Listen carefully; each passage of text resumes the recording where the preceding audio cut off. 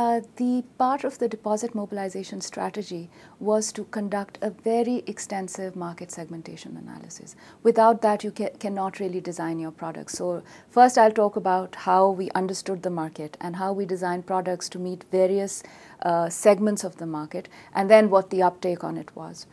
So the first set of market segmentation that we did was to look at the poverty lending clients and see what their needs were. And we did over 1,500 surveys. And that data revealed that 89% of the poverty lending clients, the 300,000 clients that we had, were saving. So this debunks the myth that poor people do not save.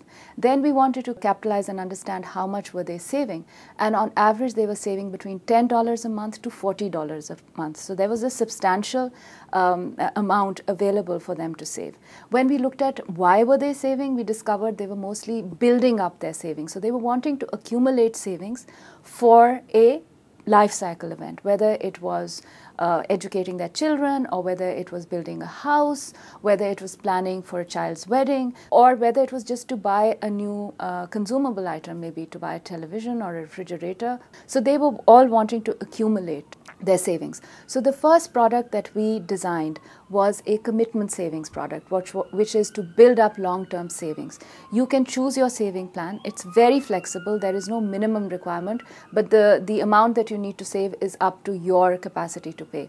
The majority of people save are choosing the $5 to $10 monthly commitment plan. The average term for this is almost 36 months. That's what we are beginning to see now. So on the commitment savings side, mostly they are wanting to save for their children's wedding or even to go for pilgrimage. A lot of them want to go for pilgrimage and they're putting their money in that. The flexibility in this are several. For example, there is no penalty for withdrawability. If you feel 12 months later into your saving that you need your money back, you can actually withdraw your money.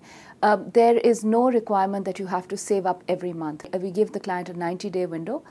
They may not save for 90 days, but then they can deposit the 3 installments, the monthly installments all together. So we give a lot of flexibility. They can put their money, there's no fixed date. They can walk into the branch or they can give it to the savings officer anytime in the month. There's no fixed date of putting their money in.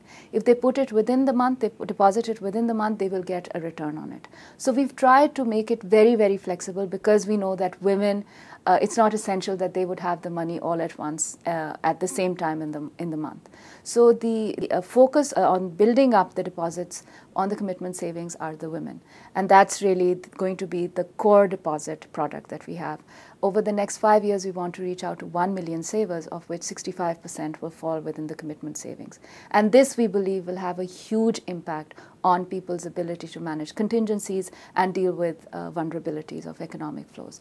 The second segment was the small entrepreneurs. And we wanted to see what did they want to save for.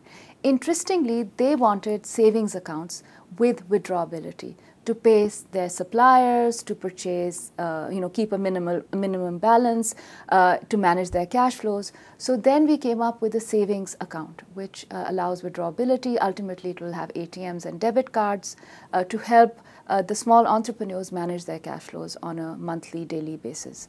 Ultimately, they'll also be able to transact their installments and their disbursements on that account.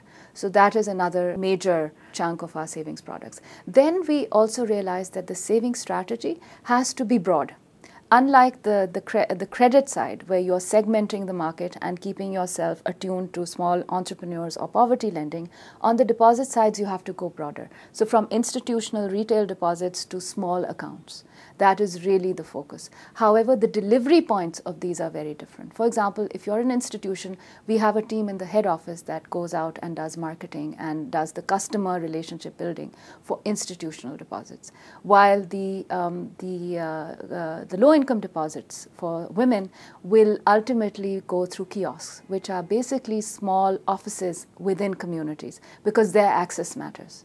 One of the things we learned was that there are 3 indicators, 3 value propositions that women want. They want access, they want convenience, and they want confidentiality. Very interesting. Women told us when we did focus groups, I don't want my husband to know that I have an account with you, so I want it to be confidential. The role of technology in deposit mobilization is critical. You cannot move forward without that anymore, because that's where the affordability and the access happens.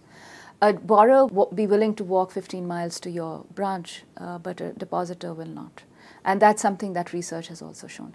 So one of the first things we did was to choose the right software. It was a customer-centric software. Basically, you can go in and you can see what's happening with every client. We are looking at technology in 3 phases. The first phase is to create financial education amongst clients on what mobile technology means. So once we had the software and we had actually rolled it out in March 2009, we actually put all our 21 branches online. So we are now completely online. The next stage was to introduce the concept of mobile banking to the clients. So we began to inform clients that their installments were due on their phones. And every time the client comes in to deposit, we ask them, did you remember to repay because we sent you a message? And the uptake on that is almost 80%. 80% of the clients are saying, oh, your reminder, the 5-day reminder prepared me, and I began to mentally think that I have to pay.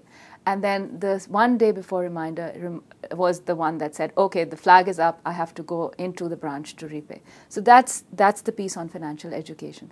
The next will be to introduce ATMs. So what we will do is the 17,000 borrowers, this is just for the credit side right now, and I'll come to the deposit side, is to give them ATM cards and have them, and to disperse the loans through the account so they can use their ATM cards to withdraw the money that they want. For the bank, the advantage will be that the disbursement will become a float. You know, not everybody will withdraw the entire loan amount immediately. So it becomes a kind of deposit. Of course, it will be a temporary deposit, but it will be of use to the bank as a float. So that's the next stage, to get the client to start using ATMs. And we have a strategy, and we're working with the Gates Foundation actually to get the ATMs in, to roll those out. So that's the first phase. The next phase is actually going into ADCs, alternative delivery channels as they're called. The first will be to actually use the foundation's 153 branches as an agent, basically as a kiosk. And that kiosk will be linked to our internal system. And clients, what that will do is it will bring the deposit center closer to the client. And we will be targeting female depositors through the kiosk. That will be the next stage. And in addition to the kiosks that we will have at the branches, at the foundation's branches, we will also have independent bank kiosks. The reason to do this is that a full-service branch is very expensive. It does not make deposits affordable. So we are wanting to bring that collection point closer to the community, do it via the foundation's existing branches and then via independent kiosks.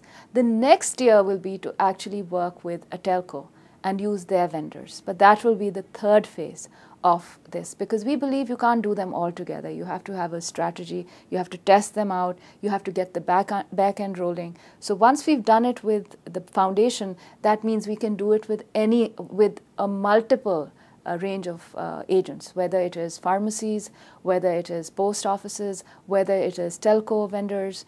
We can do it with a range of options. So that's how we are approaching branchless banking.